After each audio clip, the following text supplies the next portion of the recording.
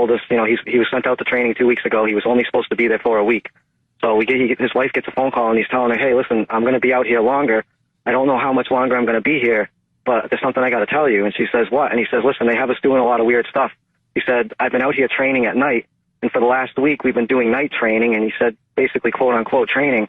They have us loading live ordnance into the back of trucks under the complete cover of darkness. They're not allowed to use any flashlights.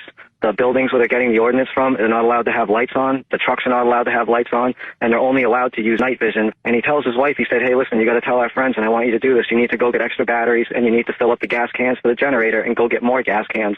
He said, there's a lot of rumors floating around. I don't know what's going to happen. Now, I have other friends in there, so I wanted to confirm this. So I asked one of my other buddies to give a call and ask what's going on. He said, hey, you in training? And he said, yeah, I'm in training. I'm in New York. He said, I'm only supposed to be here for 2 weeks, and now they're telling us that they don't know how long we're going to be here. And I asked him, I said, are you training at night with live ordnance? And there was about an hour pause before a message came back.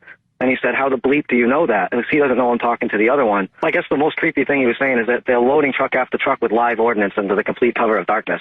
And he told me that in his 15 years of service, he's never done any type of training like this.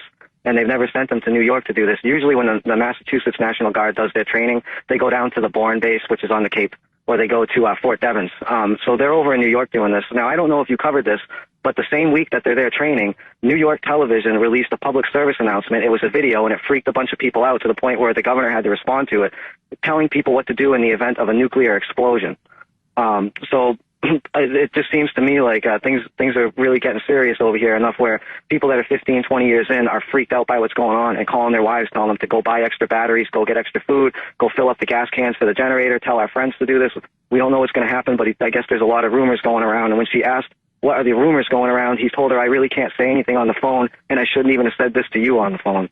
So I just want people to know, if you have friends in the Guard or you're in the Guard, you should be paying attention to what you're doing for training, because I'm pretty sure you're going to be doing this kind of stuff. And I hate to say it, but I really think something's going to happen in New York.